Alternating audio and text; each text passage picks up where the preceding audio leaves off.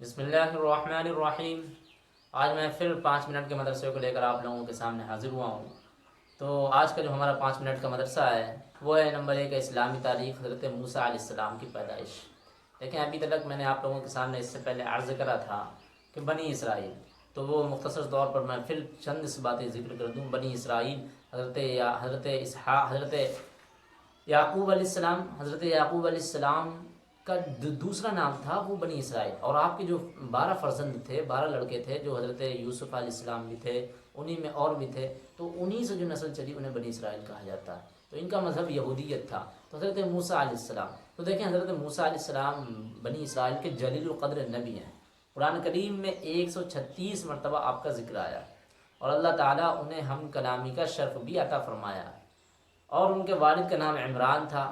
وہ 15ویں یا 16ویں صدی قبل مسیح میں پیدا ہوئے۔ پیدائش کے بعد ان کی والدہ نے اللہ کے حکم سے انہیں ایک صندوق میں رکھ کر دریا میں بہا دیا۔ صندوق بہتا ہوا فرعون کے محل تک جا پہنچا۔ فرعون اور اس کی بیوی آسیہ نے صندوق نکلوایا۔ اللہ تعالیٰ نے اس معصوم بچے کی محبت آسیہ کے دل میں ڈال دی، اور فرعون کو اس کی تربیت و پرورش کرنے اور بیٹا بنانے پر مجبور کر دیا۔ اس طرح غیبی طور پر ایک شہزادہ کی طرح شاہی محل میں حضرت موسیٰ علیہ السلام کی پرورش ہوئی۔ جب وہ جوان ہوئے تو انہوں نے ایک مظلوم اسرائیل کی مدد کرتے ہوئے فرعون کی ایک قوم کے ایک آدمی کو گھوسا مار دیا، جس کی وجہ سے وہ مر گیا۔ حضرت موسیٰ علیہ السلام نے اپنی جان کے خوف سے مصر چھوڑ کر مدین چلے گئے۔ وہاں حضرت شعیب علیہ السلام سے ملاقات ہوئی تو انہوں نے حضرت موسیٰ علیہ السلام کی امانت داری کو دیکھ کر اپنی بیٹی صفورہ سے نکاح کر دیا۔ جب وہ اپنے اہل خانہ کو لے کر مدین سے مصر روانہ ہوئے تو راستے میں اللہ تعالیٰ نے کوہ طور پر نبوت سے سرفراز فرمایا۔ پھر مصر پہنچ کر وہ بنی اسرائیل کی اصلاح اور فرعون کو دعوت حق دینے میں مشغول ہو گئے۔ تو حضرت موسیٰ علیہ السلام کی پیدائش کیسے ہوئی ہے؟ تو حضرت موسیٰ علیہ السلام کی 15ویں یا 16ویں صدی قبل مسیح میں پیدائش ہوئی ہے، پیدا ہوئے ہیں۔ ان کے والد کا نام عمران ہے، اور اللہ کے حکم سے انہیں ایک صندوق میں رکھ کر دریا میں بہا دیا گیا۔ اور دریا میں وہ صندوق جب بہتا ہوا فرعون کے محل تک پہنچا تو فرعون اور اس کی بیوی نے اس صندوق میں جو یہ بچے تھے اس وقت میں حضرت موسیٰ علیہ السلام انہوں نے نکلوایا۔ اللہ تعالیٰ نے اس معصوم بچے کی محبت فرعون کی بیوی حضرت آسیہ کے دل میں ڈال دی۔ فرعون کو اس کی تربیت پرورش کرنے پر مجبور کر دیا، تو بیٹا بنانے پر ان کو مجبور کر دیا۔ تو حضرت موسیٰ علیہ السلام کی ایک غیبی طور پر ایک شہزادے کی طرح شاہی محل میں حضرت موسیٰ علیہ السلام کی پرورش ہوئی ہے۔ لیکن جب وہ جوان ہو گئے ہیں تو انہوں نے ایک مظلوم اسرائیل کی مدد بھی کری ہے۔ وہ بیچارہ مظلوم تھا تو اس کی مدد کرتے ہوئے فرعون کے ایک قوم کے آدمی کو گھوسا مار دیا، جس کی وجہ سے وہ انا للہ ہو گیا۔ تو حضرت موسیٰ علیہ السلام اپنی جان کے خوف سے جان کے خوف سے مصر چھوڑ کر مدین چلے گئے۔ وہاں بھی حضرت شعیب علیہ السلام سے ملاقات ہوئی۔ وہی پورا واقعہ ہے کہ پانی چلاتے ہوئے تو حضرت شعیب علیہ السلام نے امانت داری کو دیکھ کر اپنی بیٹی سے نکاح کر دیا۔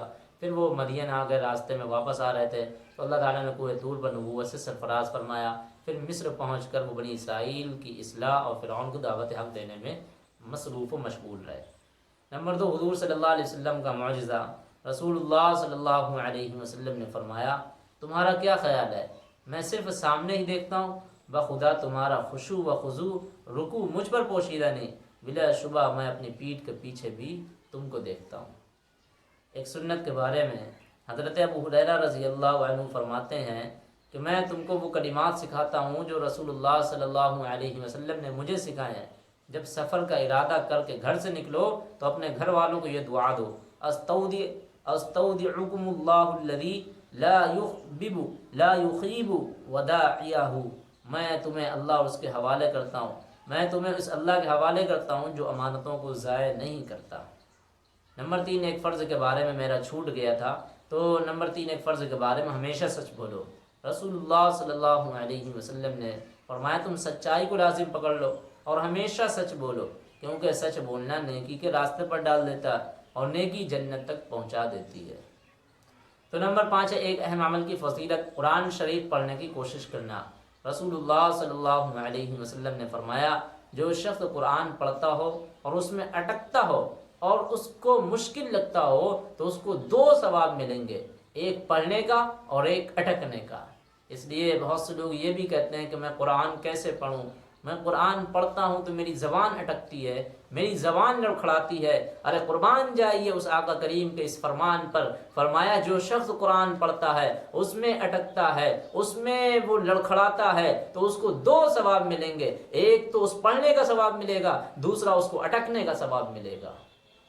اللہ تعالی ہم لوگوں کو قرآن سے دل لگانے کی، قرآن سے محبت، قرآن کی عظمت، قرآن کے پڑھنے کی توفیق عطا فرمائے۔ نمبر 6 گناہ کے بارے میں، یتیموں کا مال مت کھاؤ۔ قرآن میں اللہ تعالیٰ فرماتا ہے یتیموں کے مال ان کو دیتے رہا کرو، پاک مال کو ناپاک مال سے نہ بدلو، ان کا مال اپنے مالوں کے ساتھ ملا کر مت کھاؤ، ایسا کرنا یقیناً بہت بڑا گناہ ہے۔ وَلَا تَأْكُلُوا أَمْوَالَكُمْ بَيْنَكُمْ بِالْبَاطِلِ إِلَّا أَن تَكُونَ تِجَارَةً عَن تَرَاضٍ مِّنكُمْ۔ نمبر 7 دنیا کے بارے میں، صرف دنیا کی نعمتیں مت مانگو۔ قرآن میں اللہ تعالیٰ فرماتا ہے جو شخص اپنے اعمال کے بدلے صرف دنیا کے انعام کی خواہش رکھتا ہے تو یہ اس کی نادانی ہے، اسے معلوم نہیں کہ اللہ کے یہاں دنیا اور آخرت دونوں کا انعام موجود ہے۔ تو مانگا کرو کہ دنیا دونوں مانگو، لہذا اللہ سے آخرت اور دنیا دونوں کی نعمتیں مانگو۔ اللہ تمہاری دعاؤں کو سنتا بھی ہے، تمہاری نیتوں کو دیکھتا بھی ہے۔ نمبر 8 ہے آخرت کے بارے میں، دوزخ کے لباس کی گرمی۔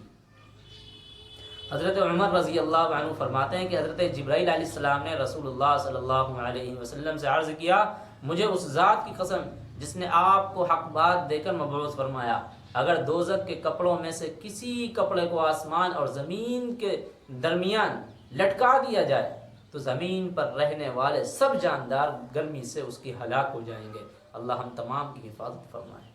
کیسا سخت لباس ہے، اور کون وہ دوزخی ہوں گے جو اس لباس کو پہنیں گے، جس کے لباس کی گرماہٹ اتنی بتا رہے ہیں کہ اس ذات کی قسم جس نے آپ کو حق بات دے کر مبعوث فرمایا ہے، اگر دوزخ کے کپڑوں کو، کسی کپڑے کو، دوزخ کے کسی کپڑے کو زمین اور آسمان کے درمیان اگر اس کو لٹکا دیا جائے تو زمین پر رہنے والے سب جاندار اس کی گرمی سے ہلاک و تباہ و برباد ہو جائیں گے۔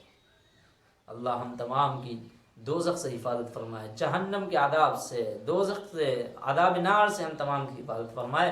نمبر 9 طب نبوی سے علاج، پھوڑے پھنسی کا علاج۔ دیکھیں آپ صلی اللہ علیہ وسلم کی بیویوں میں سے ایک بیوی بیان فرماتی ہیں کہ ایک دن رسول اللہ صلی اللہ علیہ وسلم میرے پاس تشریف لائے، دریافت فرمایا کیا تمہارے پاس زریرہ ہے؟